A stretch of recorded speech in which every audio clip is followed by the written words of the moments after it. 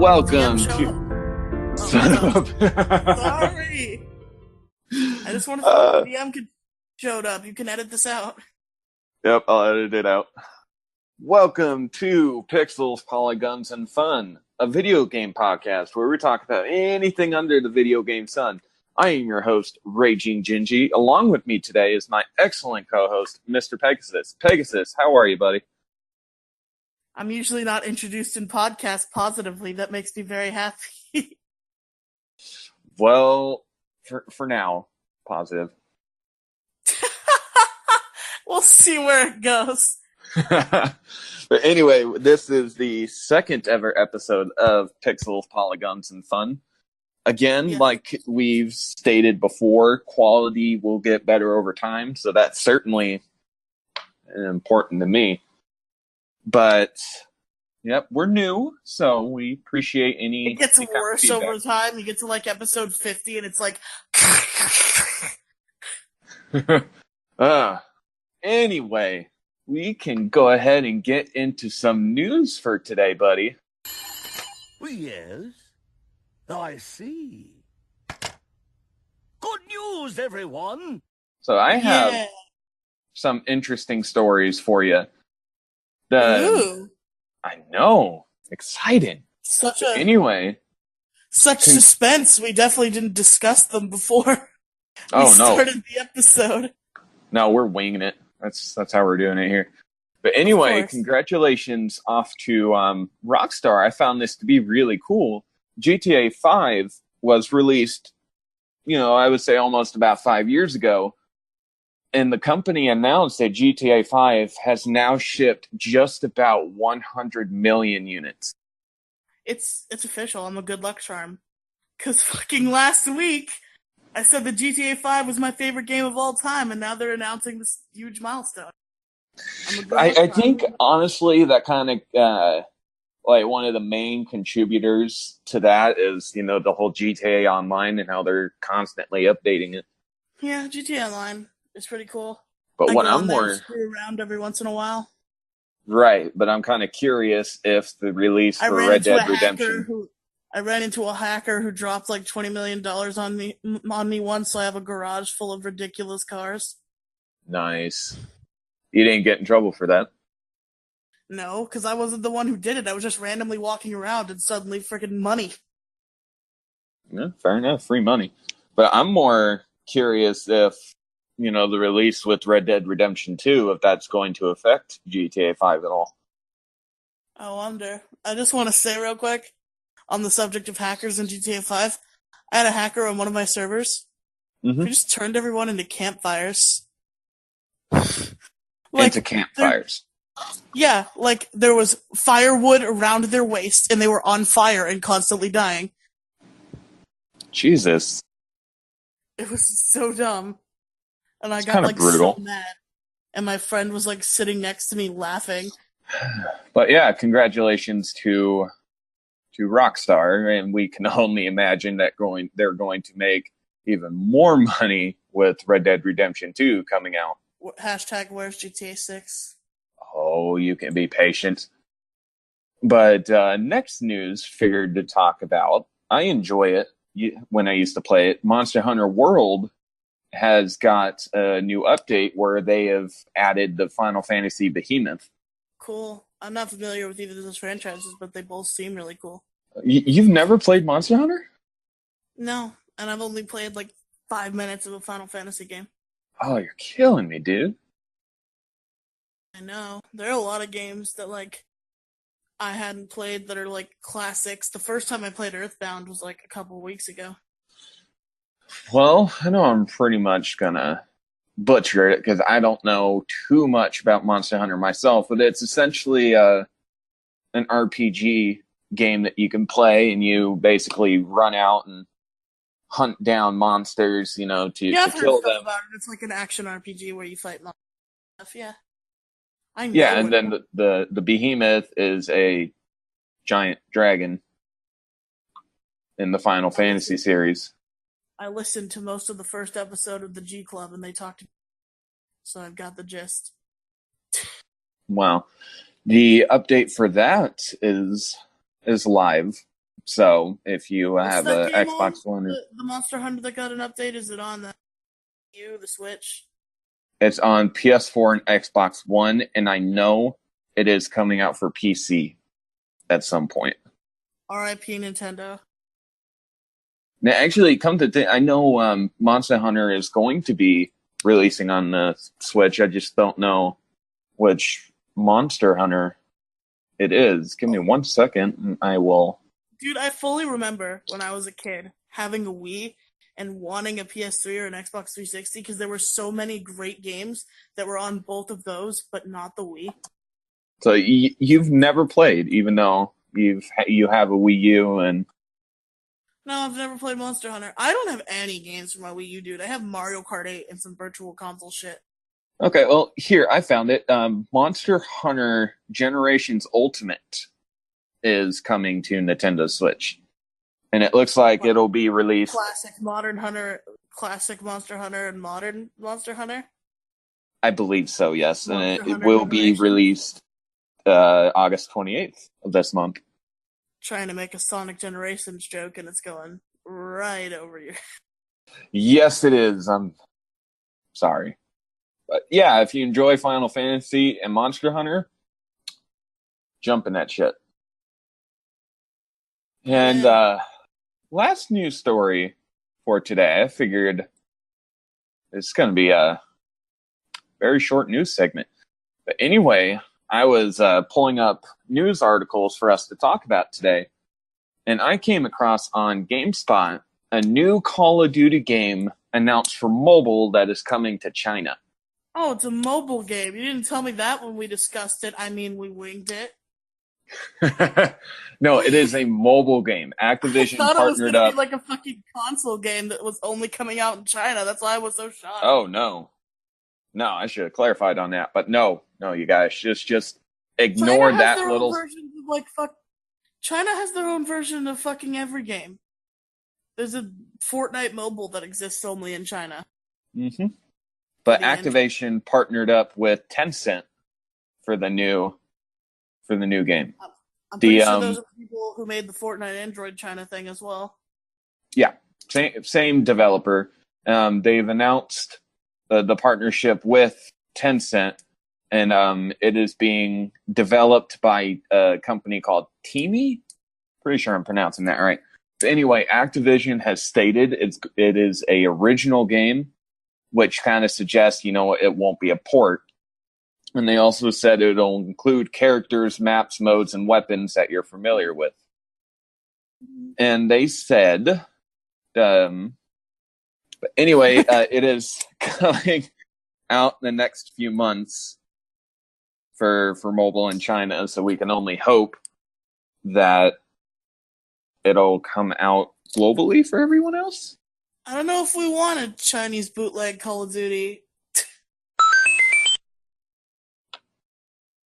Hello, you guys. We're cutting in real quick. We are editing this little section to throw in for you guys. We came across an interesting news article that I felt like we should let you guys know about. From the future. Yeah. See, we're doing some serious time travel shit. So, I can't get into the specifics about it. But I know we're going to mess with the timeline. Dragon Ball Z does that all the time. I think we're fine. I think of more of the Flash, where it screwed up everybody's lives when Barry went back and changed something. Or Doctor Who.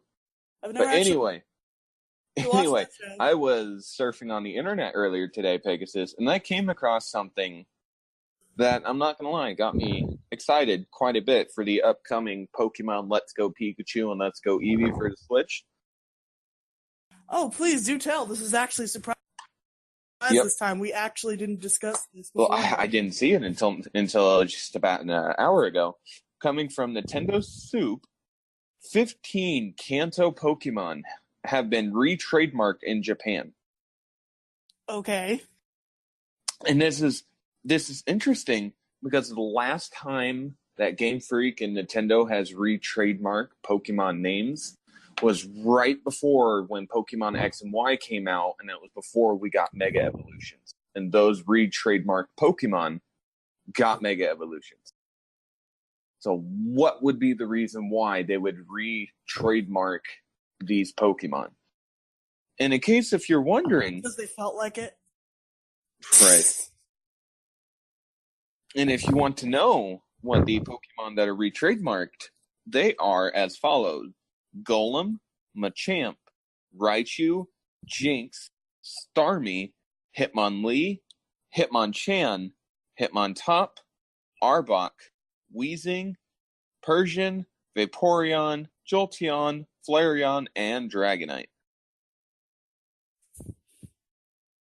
Which again, the last time that Pokemon were re-trademarked, those Pokemon got Mega Evolution. So it's not guaranteed. Will we finally get the Fire Rock type Mega Golem that everybody's been wanting? Right. But I mean, it's not guaranteed that these Pokemon are going to be getting Mega Evolutions, but I know wasn't there a couple of Pokemon that got re-trademarked around when X and Y came out that didn't get Mega Evolutions? I don't think so. I could have sworn that like Flygon was among the bunch that got re-trademarked, but then they didn't make a Mega Evolution. Find that out real quick. I might be misremembering, but I feel like he was part of the trademarks, but then they didn't make a Mega for him because they couldn't think of a design. Let's see if I can't find it. But yeah, that thing that I found earlier, I wanted to kind of splice that into episode 3 before episode 3 goes live. Yeah. Were you editing episode 3 or were you editing episode 2 recently? I was recently, and it's kind of like fourth wall breaking. Before of this little recording, I was in the process of editing episode 2. All about Yoshi's Universal Gravitation. That's the most amazing game title I've ever heard. I want to stress that. You know, it looks like, from what I found, most of the re-trademarked Pokemon have indeed been confirmed later on to have Mega Evolutions, minus Jinx. Jinx was the one Pokemon in there that did not get a Mega Evolution that had a re-trademark. I guess I was incorrect about Flygon then. So yeah, that makes sense. Well, you're not exactly incorrect about Flygon either. Flygon was supposed to get a Mega Evolution with X and Y, but Game Freak has said that they couldn't finalize on a Mega Design concept for him. Yeah, anyway, what I was going to say was, I really want them to bring Mega Evolution back, because I feel like there was so much wasted potential when they just threw them away after Gen 6. I don't see it more as thrown away, per se, but I think more they were just trying to focus on the new thing. I mean, you could still do Mega Evolution, but because Z-moves were the new mechanic for Generation 7 of Pokemon... Yeah, but I feel like Z-moves were kind of gimmicky. I mean, I like Z-moves, but I mean, I would have rather more Megas, to be honest. True. I feel like they should have had Megas be the thing for a couple generations, then maybe introduce another new gimmick. True. But figured we'd... Wasn't the only Unova Mega we got was Audino? We need more Unova Megas. I think Audino was the only one. Let me check that real quick. Also, we need the Johto starters. They kind of dropped the ball on that. We got Kanto starters. Got Hoenn starters. Where are my Johto friends? Where's my Mega Typhlosion? How about scratch that? Where's my Mega Empoleon? I'm not saying they should do all the starters, but I'm saying them skipping Johto and just doing Hoenn starters was kind of ugh. I mean, it made sense because of the remakes, but even before the remakes, there was Mega Blaziken. True. Also, scratch Mega Empoleon. Where are my Sinnoh remakes? Hey, that shit's coming. I guarantee you it'll be after Generation 8 with 2019. Okay, anyway. So you have anything else to add about the news, or can we go back to the past now? Nope, we will now return you to your regularly recorded podcast just wanted to interject real quick to bring this up to you guys because we did not know about it during the recording itself. Because it didn't exist. Right, didn't exist. So this is quite a feat that we're time traveling back to the episode. I just called my good buddy Barry Allen, the Flash, and he ran me here. But all right, you guys, we'll bring you back to your episode. Have a good one.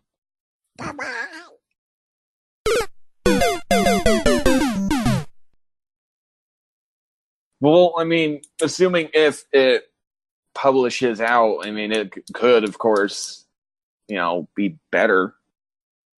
I don't know if that's the word choice I want to go with. But anyway, yeah, so I'm personally looking forward to see what this is like. I mean, there's that Call of Duty mobile game out now that's called Call of Duty Heroes. Have you played that? No. I don't play Call of Duty. It sucks. Yep. Fair enough. But that is the last bit of news that I wanted to bring up today. Do you have anything to talk about for the news? Nope. I'd say we'll be right back, and then we'll get into our topic.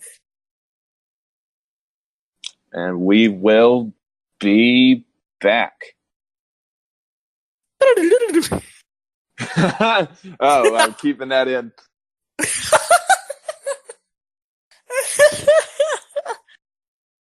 Welcome back, you guys. This is the second segment where we figured we'd talk about, games that we played in the last week or so. So, Pegasus. Oh, God damn it. I said it wrong. I thought the topic was next. I forgot about this segment. Blasphemy. But yep, we'll generally talk about video games that we've played in the last week or so. Pegasus, what have you been up to in the video game world? Boy, I've been playing a lot of games this week. Well, do tell. A whole shit ton. I played some stuff with my friend. We played some Kirby Superstar. We played some Mighty Morphin Power Rangers Fighting Edition for the Super Nintendo. Nice. We played what else did we play? Oh, we played the original Super Mario Brothers and sucked at it. Scrubs. I played some Yoshi. I played some Yoshi's Island. I played today and yesterday some Earthbound. Me and my friend have been playing Earthbound. But today we decided to stop and start playing Mario RPG again. Because we were doing that before, but we stopped like a month ago. So yeah, right. a lot of good game stuff this week. Any game in particular you spent the most time on? Hold on, I have one more story before. Oh, go for it. I have a couple stories. By all means, blabber away. Me and my friends came over. It was one of my friend's birthday. We played some Mario Kart. And this ass... Okay, so here's what happened. We hear a knock at the door, right? So all three of us get up and go to the door. It's just my friend's grandmother telling him that nobody's going to be home for like a few minutes because she's going to get his grandfather. And we're like, okay. So we close the door and we go back and my friend gets down before me, grabs my controller and unpauses the game. So there's a good 5 seconds that I sit still. Like 3 people pass me. I was fucking livid. We finished that Grand Prix and then I turned Mario Kart off. Because I would have been the fucking winner out of the 3 of us too. What's funny is it wasn't me or the kid that cheated. It was the other kid. He was the winner out of the 3 of us. The one that unpaused the game? No, the one who didn't do anything. The one who was completely innocent. Hey, you're cutting out a little bit, buddy. What'd you say? I said no, the one who didn't unpause the game, the innocent one. The innocent one unpaused it? The innocent one won the Grand Prix. Oh, okay. Wow, what did the other guy say when he Did he justify himself, or he was like, I don't care? No. And it was his birthday, so I wasn't gonna be like, get the fuck out of my house. Damn. And then we recorded a YouTube video together, and we were all fine again. Played some. Well, I guess that's the important thing then. Played some Pokemon Fire Red Nuzlocke, which I'm fairly sure that video will be out by the time this episode goes up. I was about to say, if you guys haven't figured out now, granted this being the second episode, we are avid, if that's the word I'm thinking of. Avid? Yeah, it's something like we are Pokemon players through and through. We've played for quite a long time. Yeah, we met because he was on my Pokemon podcast. Well, we had talked occasionally, but I think we formally met when you were in Arceus We Trust. Shameless plug. If you guys like Pokemon, go check that podcast out. Yeah, please. I'm on it, so you know it's good. You like Drake and Josh, go listen to Fresh Pate's laugh tracks. All the shameless plugs. Oh, goodness. I didn't even plug that one. I didn't even plug that one last week because I thought it was canceled, but we fixed it so we can do it again. Absolutely. But any other games you played? No, I think that was about it. All right. Well, I played some games myself this week. Oh, you're breathing into the mic there, buddy. Oh shoot, sorry. Oh, you're good. I'll go ahead and just edit that shit out. God damn it. But anyway, I played several games this week. I was recently at a store while I was waiting for someone, and I found a copy of God of War 3 on the PlayStation 3 for, I shit you not, $1.99. That's fucking ridiculous. So I grabbed that up in a blink of an eye, and I've been, as far as console-wise, I've been playing God of War 3 this week. I'm sure it costs more than $1.29 to fucking print the disc that contains the game. Right, and then I saw that they had the God of War 1 and 2 remastered for PS3, but, you know, at the time I didn't want to spend $18 for it. $18 for a fucking trilogy is great. Right. But, yeah, that's what I play console-wise, and I've been playing a lot of mobile games on my phone. I've been playing primarily Pokemon Go, which is a big one. And then I've also been playing essentially another Pokemon Go ripoff that's Jurassic World Alive. Oh. I mean, I forgot to mention Pop the Lock. I guess I kind of don't have to because the only times I played it was when I was recording it and those videos exist. But that game I was addicted to when I was a child is this little mobile game where there's this lock and there's like a number in the lock and it's like little thingies that you have to hit. And if you hit them the number of times it's in the lock, you unlock the lock and then the number goes up by 1. Well, that's cool. And then and that's the sense. Well, I'll certainly look into it, man. But everyone should know Pokemon Go at this point. But Jurassic World Alive is essentially it's where you take your phone and you can pretend. I know it's grabbing your phone. It's difficult. What do you do gotta once you grab your phone? Unlock it too. Oh, well, you have to unlock it, and then click on your app store. Oh no, so much. But anyway, as I was saying, Jurassic World Alive is essentially a Pokemon Go ripoff. All right, I don't want to say ripoff. That's not the correct word. Its gameplay style is very, very similar.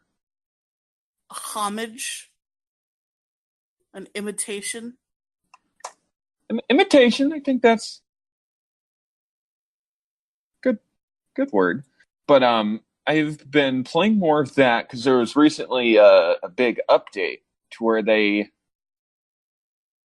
Oh, how do I want to say it? They have boss battles, if you want to call them like that, similar to how raids are with Pokemon Go. Mm-hmm. If that makes sense, I swear to God, I should be more organized than this, so I sincerely apologize to you guys. But yeah, they had just a new update in general, and I've been playing more of that and playing more specifically in the PvP arena. You know, you can have your squad of dinosaurs that you can fight against other players. Not even fucking Pokemon Go has that yet. Right. Jurassic World Alive hasn't been out for even half a year yet, and already we have PvP battles. We have a friend system to where, let's just say, for example, you know, you have Jurassic World Alive too. All you have to do is get your friend code and add you, and we can just have friendly battles for the hell of it. And there's not a distance requirement? For the battle, from what I understand, no, there is not. So good on you, Ludia. And Ludia is the company that has developed Jurassic World Alive. And they have done that in less than a year. With Niantic, with 2 years, Niantic? Just getting the battling. Can we get some rich person give a bunch of money to Ludia so that Ludia can buy a Niantic? Buy it out. Buy Niantic out. But yeah, that's pretty much been my week. Donald Trump fund Ludia. Then one pay for Ludia. And then one quick note with Pokemon Go, I caught 2 shinies yesterday in one sitting. Because where my apartment is located, I have a cluster spawn that pops up every time I load the game up. And I caught a shiny Minun and a shiny said Minun. Jesus Christ. What was it? Shiny Minun and shiny Roselia.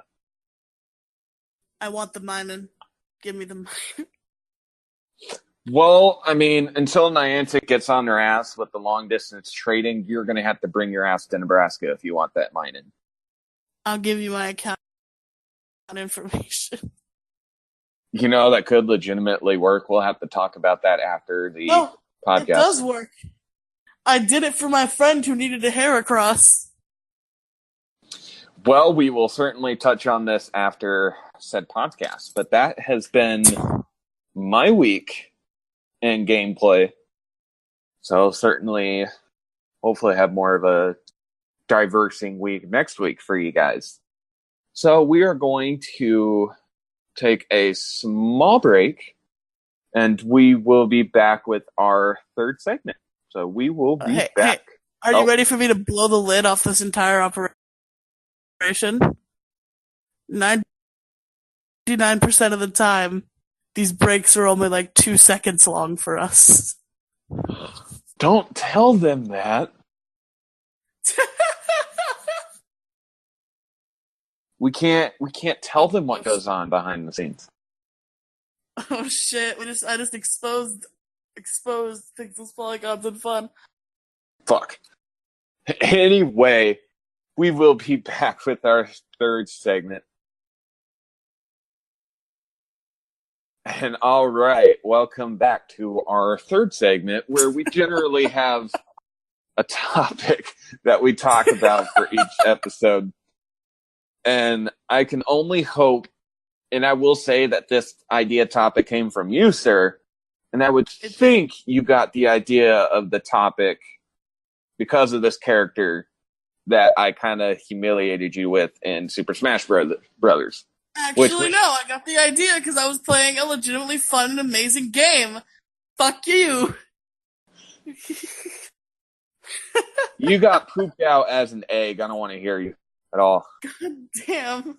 We should have brought that up in the last segment that we played Smash. Yeah, we've been playing Smash Brothers and fucking he plays as Yoshi and fucking poops me off the stage. And he doesn't break out in time, so I get an easy KO that way. It's fucking hilarious. It's so But anyway, good. If you have not figured out by now, by disturbingly enough, the keywords pooping out eggs, what is our topic for today, Pegasus? We're talking about games starring that little green dinosaur that people call Yoshi. Oh, I was going to say, for half a second, like before you even said Yoshi, I was just going to blurt out Reptar. Fucking Reptar. You know, my friend spoiled a villain for me when I was watching The Flash, but he didn't, he cut off when he said it. It was like something tar. So I called that villain Reptar up until I actually found out his name. Huh. But yes, his actual name was Savitar, but I called him fucking Reptar. Spoiler for The Flash. That's what I heard in the Discord call. But anyway, Yoshi. Imagine if I was the fucking Flash and I just walked up to this fucking speed god and I called him Reptar. Be like, what the fuck are you talking about? And then he'd stab me. Anyway, that was kind of a dark derailment. But Yoshi. So what specifically would you like to talk about Yoshi with, sir? Yeah, I'm talking about all the games that Yoshi himself has starred in as the main character. Well, by all means, take it away. There have been a whole lot of games. First, I'll touch on some of the ones that are kind of not important and really don't really matter that much. There was Yoshi. The first ever game to star Yoshi was called, funnily enough, Yoshi. I know. Shocking, right? I know. You have no idea what that game can be about. Yeah, I wonder. So, Yoshi was a puzzle game released for the NES and the Famicom and the Game Boy. Okay. And this was a puzzle game, a classic falling block type game, where you have a 4-column field, and the main goal is to match Yoshi eggshells to hatch them and prevent stacking across the line. It's basically sort of a Tetris clone. So yeah, that's the first Yoshi game, kind of underwhelming. It had a sequel in a very similar vein to the original called Yoshi's Cookie. Yoshi's Cookie. Yeah, dude, he just wants a cookie, man. Who doesn't want? I want a cookie right now. Yoshi's Cookie is for the Super Nintendo. Well, actually, I take that back. It originally came out on the NES and the Game Boy, but was released a year later for the Super Nintendo. And Yoshi's Cookie was another puzzle game in which you would match cookies. I legit kind of want to go play this game now. You clear the playing field of cookies. It's basically Tetris, but with Yoshi and cookies. Two of the world's sweetest things. Yoshi and cookies. I'm sorry that I'm pausing. I have to look at all the games on this list. That is fine, sir. And there's Yoshi Safari, which was a Super Nintendo game made to use the Super Scope. Super Scope? You don't know what the Super Scope is? I do not. You know what the NES Zapper is, right? Yes. It's that, but for the Super Nintendo. Damn it. Yeah. I swear I play video games. So the story of the game is that Mario and Yoshi have to save King Fret and his son Prince Pine of Jewelry Land from Bowser. Way to be original. Yes. It's a rail shooter that makes use of the Super Scope light gun and also takes advantage of Mode 7, which was Nintendo's super cool 3D chip. And it's played in the perspective of Mario riding on Yoshi, and the Super Scope, you shoot at things with the Super Scope. That's Yoshi's Safari. Okay. It's also kind of a platformer. It's a first-person platformer / shooting game. That sounds really interesting. I'm not gonna lie. I kind of want to play it. I'm not gonna sugarcoat that. Okay, so those were like the little dumb ones, but the main series is where the money is. I'll be talking a little longer about those because they actually have merits and things to talk about. The first to pioneer the Yoshi series, as it were, is Yoshi's Island, known as Super Mario World 2 Yoshi's Island in America. I love that game. To market it better as a sequel to Super Mario World, so more people would buy it. I love Yoshi's Island. It was released in 1995 around the world, but the date obviously varies. In Japan, it was August 5th. In North America, it was October 4th. And in Europe, it was October 6th. In this game, you play it as Yoshis, multicolored Yoshis, a whole group of Yoshis, one per level. You kept switching colors as it goes. And your goal is to save Baby Luigi from Baby Bowser and then deliver Baby Mario and Baby Luigi to their parents. So this kind of establishes the relationship between Mario and Yoshi. So it's a cool little prequel. So yeah, you have experience with Yoshi's Island, yes? I do indeed. I remember playing that when I was a small child. Me too. It was actually my first Mario game, more specifically the Game Boy Advance port, which was released in 2002, was my first exposure to the Mario series. Hell yeah. It was really awesome. I loved it, though I never made it past level 4 as a kid. I remember playing it on the old school. That's a testament to how amazing the game is. I remember it fondly, and I never made it past level 4. You know, that is very well true. If you can't even beat the game, and I don't even know why I'm rambling, but yes, I thoroughly enjoyed Yoshi's Island when I played it on the Super Nintendo. Though, if I'm not mistaken, didn't it get re-released on different consoles? Yeah, it was like I said, it was ported to the Game Boy Advance 2002, and like most big flagship Nintendo games, it was released on the Wii and Wii U Virtual Consoles. Oh, neato. So, go pick that up. Yeah, one interesting thing to me is that they did change the sound direction in the Game Boy Advance port. Mm-hmm. And I was really used to the Game Boy Advance port, and I recently played the SNES version for the first time this week, actually. And Yoshi not going, ha, ha, when he jumped was very strange to me. Because in the GBA port, he makes little Yoshi sounds when he does stuff. When he does the ground pound, he goes like, ba-ding, ha! So yeah, I was so used to that, so I hear like the boing, and I'm like, is my sound broken? What's going on? And I looked it up, and I'm like, yeah, that's how it's supposed to sound. I wonder why they changed it. There are a lot of like, the Shy Guys sound different too. Mm-hmm. Like the Shy Guys were like very like, they made like a very like higher pitched sound, and they actually like sounded like they were some sort of creature. It was like, it went like, in the GBA versions.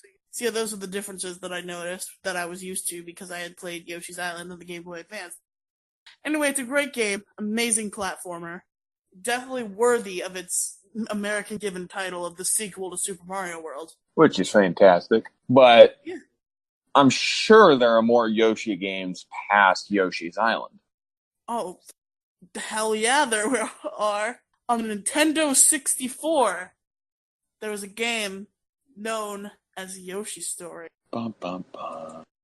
This game was a solo Yoshi game. No Baby Mario. Let me pull up the story here, because I don't remember the exact story. The Yoshis, after delivering Baby Mario and Baby Luigi, were living together peacefully in the Yoshi's Island, and they're able to retain a constant, perpetual state of happiness through the fruit-bearing Super Happy Cup, but after a while, Baby Bowser becomes jealous of the happiness and transforms the entire island into a pop-up storybook. And he also steals the Super Happy Tree. So it makes the Yoshis real sad, and apparently, I didn't realize how fucking dark this was. Apparently fucking all the Yoshis die out, except for 6 eggs that hatch and survive. Oh, damn. Yeah, so the Yoshis that saved Baby Mario, dead. At least according to what I'm reading here. I might be reading a little bit too far into it, but it seems like that's what it says, because it says that 6 eggs were able to survive and hatch, which means all the other Yoshis and eggs died. Damn. I know. So they decide to fight the gloom with cheer, and they go to retrieve the Super Happy Tree. Super Happy Tree. So the gameplay takes place on 6 worlds, in which you choose one level, you don't go through all of them, and your goal in the level is to collect a lot of fruit, and the level ends when you collect the right amount of fruit, and that's the game. A lot of mechanics are very similar to Yoshi's Island, but there are a lot of different ones as well. Mm-hmm. And there were 3D graphics, which I've heard a lot of people say this game doesn't look too good, especially compared to Yoshi's Island. I think it has its own merits, and it's still a great looking game. Okay. Do you have any experience with Yoshi's Story? Not that is coming to mind, unfortunately, at the moment. Yeah, I've never gotten the chance to play it because my RetroPie freezes when I try to open the ROM, so I have an actual N64, and once I get that back up and running, Yoshi's Story is like one of the highest games on my radar. Sweet. Yeah, so that's Yoshi's Story, and that's when they tried to do a sequel without Baby Mario, and apparently it didn't go too well, because they decided to continue the story of Yoshi's Island directly from where it left off. But let me not get ahead of myself here, because before the next Yoshi's Island games, there are 2 little spin-off games. There's Yoshi Topsy-Turvy, which was released for the Game Boy Advanced, and for some reason is known in Europe as Yoshi's Universal Gravitation. What? I fucking know! And it was developed... What kind of a name is that? I don't know! And it was developed by a company called R-Toon. Yoshi's Topsy-Turvy is a platformer. I've never heard of it, so I'm fully going off the article here. It's a platformer that was developed for the Game Boy Advance by R-Toon, and it features a tilt sensor, which is used for basically motion controls.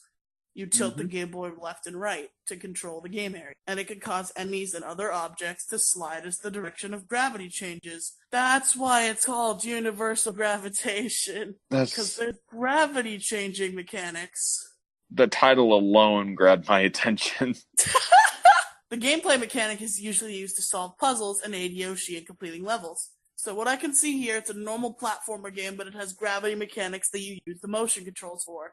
I've never seen this game. Have you? I have not. Yes, but it's definitely on my radar now. If I ever find my mysteriously lost Game Boy Advance SP, I'm fucking buying it. You know what?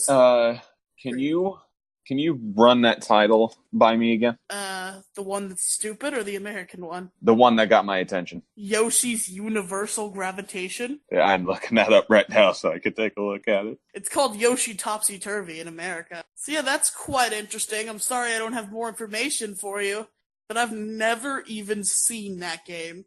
Well, Yoshi's Universal Gravitation, I swear to God, that is... Why would you change that to Topsy-Turvy? Like, you just Universal Gravitation alone immediately grabbed my attention. I mean, yeah, it really boosts the scope of the game if you think about it. You, by moving your hands, are controlling the gravity of the fucking universe. Right. And Yoshi's, and I'm going to just go by its universal name, not Topsy-Turvy, but it was developed by R-Toon and, of course, was published by Nintendo, and it featured, of course, that tilt sensor. And then, obviously, if you legitimately tilt your Game Boy Advance left or right, you get to control the gravity. And it's essentially the plot, I guess, for the game. And that Bowser, of course, that evil dragon turtle thing, is wreaking havoc on Yoshi's Island. Or Is it Baby Bowser or is it Bowser? Bowser. Papa Bowser. Okay. This is the future. And starts wreaking havoc, of course, on Yoshi's Island in a book I think spirit. that if actual Bowser is the protagonist, is the antagonist, and there's no time travel shenanigans, I think that means that Yoshi Topsy Turvy is the most current game in the Yoshi timeline. And this is a segment where we blow your mind. Yes. But anyway, a book spirit named Hongo traps the entire island within the pages of a storybook.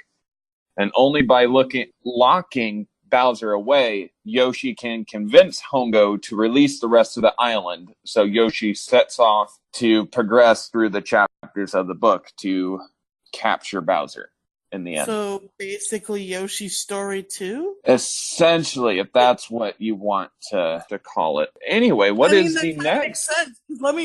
I wasn't going to touch on this, but there are some canceled Yoshi games, one of which is called Yoshi Story GBA. So I very much think that there's some sort of correlation there with the plot being so similar to Yoshi's Story. Well, and because of the name alone, I looked it up. It is $6.99 on GameStop.com. Oh shit! If I could find my Game Boy SP or buy a new one, I'm on that. But tell us some of these canceled games, because I'm kind of curious on that one now. Okay, so before we move on to the next game, I guess I'll go over some canceled games since I've caught your interest. There was a canceled game for the Nintendo 64 known as Yoshi 3D, which was to be developed by Argonaut Games. Well, they pitched a tech demo to Nintendo, and Nintendo rejected it. So they took their concept for Yoshi 3D and turned it into their own game, which became Croc Legend of the Gobos for the PlayStation, Sega Saturn, and the PC. Mm-hmm. So that game did see light, but not as Yoshi. Then there's Yoshi Story GBA, which seems to be a tech demo that was very reminiscent of Yoshi's Story, except that Yoshi could not throw eggs or use his tongue. Now, I think elements from the plot of Yoshi Story GBA were probably taken into Yoshi's Universal Gravitation because of how similar that game is to Yoshi's Story in terms of plot. So those are the canceled games. Okay. So we'll get back to the actual game that did come out. Next is Yoshi Touch and Go, another sort of spin-off game, this time for the Sounds Nintendo dirty. DS. Shut up. You want to know what's even dirtier? In Japan, it's called Catch, Touch, Yoshi. Those poor children. Those poor children. It was developed and published by Nintendo for the Nintendo DS, so it is a first-party game. Okay. Came out in 2005 and was actually re-released for the Wii U Virtual Console in 2015. And the game is the first Yoshi game that brings back the Baby Mario and Baby Luigi plot, because Baby Mario and Baby Luigi are back. Its graphical style and cast of characters both are very similar to Yoshi's Island, and it heavily utilizes the touchscreen and uses the microphone as well. Apparently, the challenge of the game comes from replaying the same modes over and over to get the best score, similar to old arcade games. Mm-hmm. And therefore, the difficulty of the game is based on your own skill. So basically, the gameplay has 3 different modes that you start with: Score Attack, Marathon, and Multiplayer Versus, and the player can unlock Time Attack and Challenge modes by getting high score in Score Attack and Marathon. Right. And basically, there are 2 level types. Vertical levels, where the player has to safely lead Baby Mario through the sky to the ground. And side-scrolling levels, where the player takes control over a Yoshi carrying Baby Mario on their back. And opposed to earlier Yoshi games, the player does not take direct control over Yoshi. Yoshi moves automatically, and the player draws lines on the lower screen to create clouds to guide them. Mm-hmm. And you can create alternate routes to avoid enemy obstacles. If drawing clouds are repeating progress, you can make them disappear by blowing them. Enemies are killed by drawing circles over them, which puts them into a bubble. I know Cameron would like that, like bubbles. We love you, buddy. We do. If you even listen to this, probably won't have a minute. Well, we never know. We can keep our fingers crossed, but you are cutting out a little bit. Oh no. Am I okay now? Nah, you sound kind of distorted there, buddy. Hello. Hi. A little bit better. Yeah. Better. So you can go ahead and continue on. Okay. So you can tap the screen where Yoshi launch an egg, which is used for the enemy or collecting points of fruits. And tapping on Yoshi himself can make him jump. Tapping again will do his flutter jump. And the like in a lot of games on the Nintendo DS, such as Sonic Rush, is a good example I think of. The two screens are both used to display the game, so it's like it's one big screen. So that's pretty cool. So yeah, I think Yoshi Touch and Go is a pretty interesting game.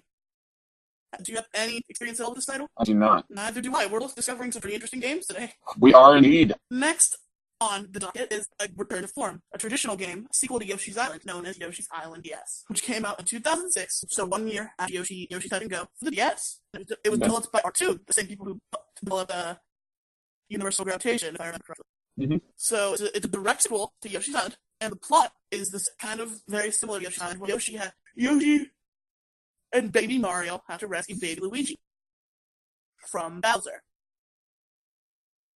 And Kamek, Bowser and Kamek, is trying to kidnap every baby around the world. And Yoshi, along with the assistance of different baby characters, Baby Peach and Baby Donkey, goes on an adventure to save Baby Luigi, and he's later joined by Baby Mario. And even Baby Bowser. So yeah, Baby Bowser reforms and joins your team. Sweet. I may look into that now. But later in the game, Baby Wario's lust for treasure leads him to abandon his bequest. And Baby Bowser is captured by Kamek. And we find out that Bowser came from the future, Wait, well, hold on. Bowser came from the future? Yes, Bowser somehow came from the future.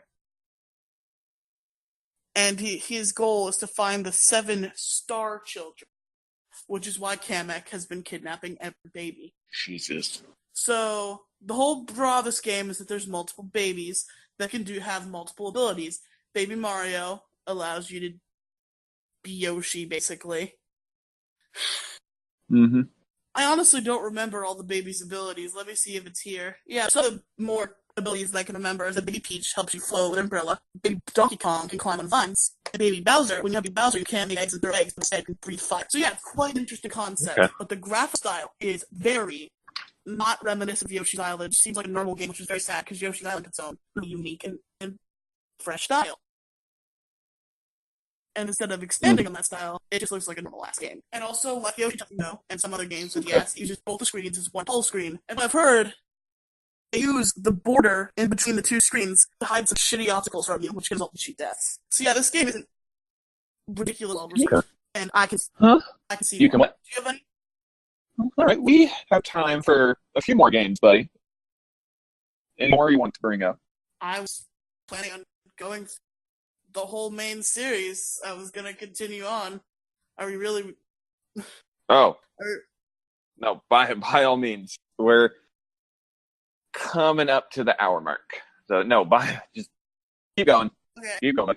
We have an extra hour to spare, don't we? Because we would make 5 episodes a month, and we get a 6-hour limit. That's correct. I believe so, but I'm going to, for the record, cut this part of the conversation out. That makes sense. Okay. So next on the docket, after Yoshi's Island DS, is Yoshi's New Island 3DS, which was released many years later. It's a break from Yoshi.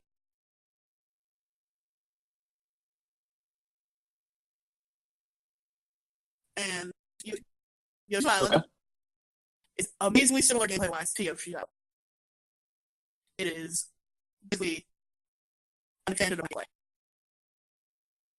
The only new mechanic is Joe's.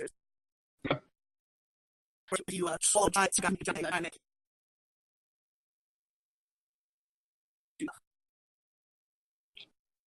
Other than that, Yoshi's Island. And the plot of the game is it takes place immediately after Yoshi's Island. Hold on, bud. You are cutting out really bad. You're sounding like a fucking robot. Oh god, hold on. Test. Testing, 1, 2, 3. Oh, much better. Oh my god, that is so much more better. Give me 1 second. Yeah, about 5 seconds. Go ahead and start talking again. Okay. So Yoshi's New Island takes place immediately after Yoshi's Island, which makes it a direct sequel, which I guess makes Yoshi's Island DS I guess it makes it a prequel to Yoshi's Island, yes, then. And the stork... I would think so. The stork delivers Baby Mario and Baby Luigi to the parents, as you see in Yoshi's Island. But the opening of Yoshi's New Island reveals the stork delivered the babies to the wrong parents. What? The stork reclaims the babies and sets off to go find their real parents, but is ambushed by Kamek, who captures Baby Luigi, but Mario falls, as happened in Yoshi's Island. Baby Mario falls and lands on Egg Island, basically the new Yoshi's Island. But it's a floating island. It was conquered by Baby Bowser. Mm-hmm. Baby Mario can sense Baby Luigi's vocation telepathically, which is kind of weird. And the Yoshi clan agrees to help Baby Mario to rescue Baby Luigi, as happened before. And they go... Here's a very interesting thing about this game. So you go find Baby Bowser, and you fight Baby Bowser, right? Mm-hmm. Then, just as Yoshi's Island makes Baby Bowser gigantic, you defeat Baby Bowser gigantic. And you rescue Baby Luigi, only to be met by adult Bowser. And seriously, the only explanation we get for this is a text box that says, "Warping through space and time, King Bowser appears." Jesus. Fucking Yoshi's New Island, some Flash level timeline shit. Jesus Christ. So Yoshi defeats adult Bowser. Kamek once again does the same thing he did with Baby Bowser and makes him giant. You defeat giant adult Bowser, and you get Baby Luigi, and Baby Mario and Luigi go back to them. So this gameplay is entirely Yoshi's Island besides the Egg Dozer. But the art style kind of takes some notes from Yoshi's Island, but instead of like crayon, it's sort of like watercolor. And this is super interesting to me. And it looks beautiful. It looks absolutely gorgeous. I want to play this game. Have you ever played this game? I have not. Neither have I. Have you seen any gameplay of it? I don't, but I am looking it up right now. Yeah, I think the graphic style is absolutely gorgeous. The way they take 3D sprites and make it look like watercolor paint, kind of. And after Yoshi's New Island, we got the most recent Yoshi game, Yoshi's Woolly World. Yoshi's Woolly World. Woolly World. God fucking... Woolly World. Woolly World was released in... God damn it, where'd it go? Released at some point in time. Released at some point. Released in 2015 and remade and re-released for the Nintendo 3DS in 2017. Yoshi's Woolly World is a game about basically it's Yoshi, but he's made out of yarn. Mm-hmm. Very similar to another game and another franchise from Nintendo. Huh? Yeah. Remember that one? Absolutely. Yoshi's Epic Yarn? What a epic title for a game. I meant Kirby's Epic Yarn, but yeah, Yoshi's Woolly World is basically Yoshi's Epic Yarn. You know, I haven't played Kirby's Epic Yarn. Neither have I, but it seems super fun. So, Kamek turns all the Yoshis into bundles of yarn. But two Yoshis manage to avoid being transformed, and they set off to pursue Kamek and rescue their woolly friends. And they travel through 6 worlds to reach Baby Bowser's castle, and which is where it's revealed that Baby Bowser stole the yarn so that he could use it to grow. Mm-hmm. And you battle Baby Bowser. I'm assuming giant, it doesn't say. And you rescue your friends, and Kamek and Baby Bowser fly away, and then crash on the moon. Why on the moon? Don't ask me. I don't know. It's a platformer game very similar to Yoshi's Island, but more similar to Kirby's Epic Yarn. And it retains a lot of the moveset of Yoshi's Island, using the tongue to swallow enemies, and using the flutter jump to get higher. A lot of elements, such as the flowers and the mystery clouds from Yoshi's Island, return. But unlike many other games where swallowing enemies would produce eggs, Yoshi instead produces balls of yarn. Am I still in the call?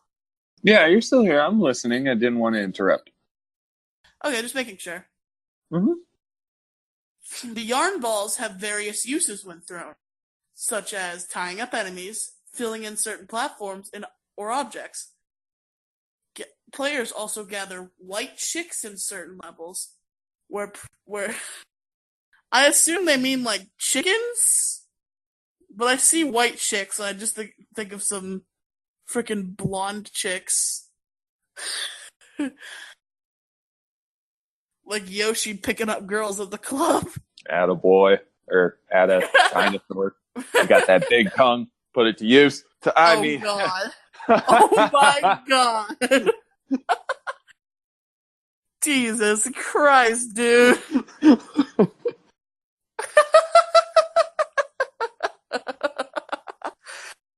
Oh god.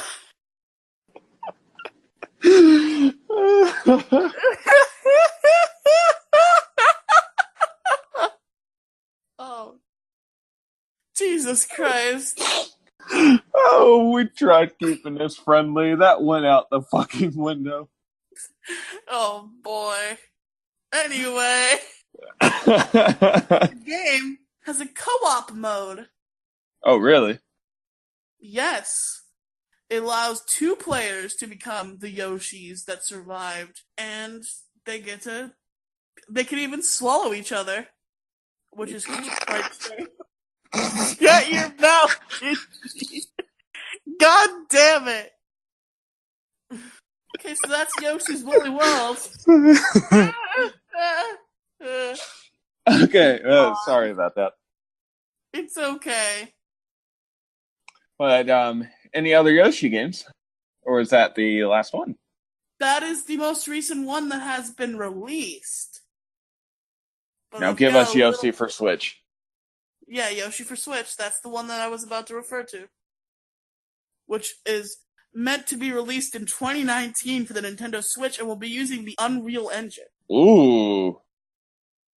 Yeah. Oh, it will certainly... It was revealed at E3 2017. Well, I cannot wait, honestly. And it seems to have a graphical style very similar to the pop-up book style of Yoshi's Story. Ooh. So yeah, we don't know a whole lot about this game. We've seen some gameplay, and there's a 2-player multiplayer mode. And it seems to be a 2D platformer where you move around a 3D space. And it seems very interesting. What do you think about Yoshi for Switch? I am ecstatic for it. I personally myself cannot wait for it. I mean... Yeah, it's definitely going to be on my radar for Switch games. I mean... Oh, absolutely. Like, I can give you a list of Switch games right now for you to get once you get yours. Oh, once I get a Switch, I know the first 3 games I have to get. Unless I get one, like, super soon.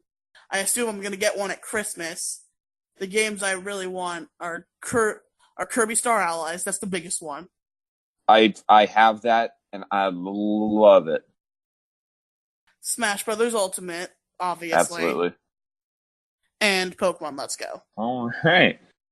Well, that about covers our topic. Pegasus, do you have any closing thoughts? I think the Yoshi has had a very interesting run in terms of video games, and I cannot wait to see what the little green dinosaur brings us in the future. Right. That in to congratulate the dinosaur on his Smash antics. Fucking. But anyway, you guys, we are still new, so you know, if you have any... I can't get my thoughts out. Oh my god. Anyway, if you have any tips on how we can improve as far as just anything in the podcast, you can reach us at our email at ppandfpodcast@gmail.com. Unless you're Cameron, then shut up. Right. And then you can find the podcast on Twitter at ppandfpodcast. You can find me. Yeah, we have a... Wow. Way to go for our host not staying in touch. Boy! Keeping that in. You're gonna have to get... Anyway, yes. You're gonna have to give me that account. You're gonna have to give me that account information after the fucking episode, because I got some stuff that I'll do with it. Certainly. But you can find that at PP&F Podcast. You can find my personal Twitter at Raging Gingy. Pegasus, where can they find you, buddy? Find me on Twitter at Pegasus the Game 1. Your best bet to contact me is on Discord, I guess specifically our community Discord. Which will be linked in the show notes. I was about to say you beat me to it. I was going to say we will drop the invite link down below for you guys. Yeah, of course. And in terms of other stuff I do, I'm on 2 other podcasts that are going to continue to be a thing. And RCS We Trash, which is about Pokemon. Gingy was on that once. I was indeed. That was a lot of fun. Yes, and I have a podcast I do with my best friend where we talk about Dan Schneider shows. Remember those from Nickelodeon? Yeah, those ones. Yeah, like Zoe 101 and Drake and Josh. Drake and Josh, iCarly. So far, there's only 1 episode because we had a technical difficulty that prevented us from moving forward. But I recently have fixed that technical difficulty, so episode 2 and future episodes will be up very soon. I do YouTube content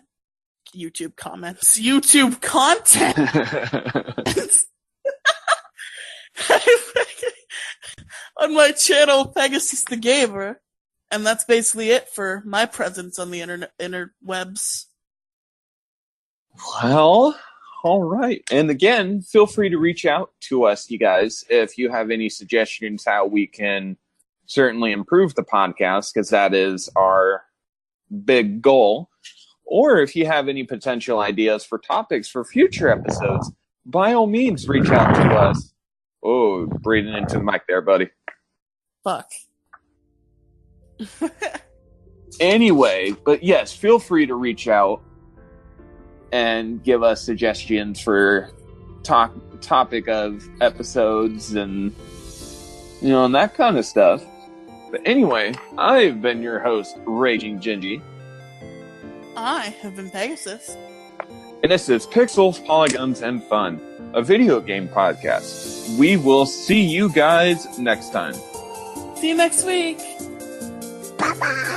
Jesus. That's staying in. Absolutely it is.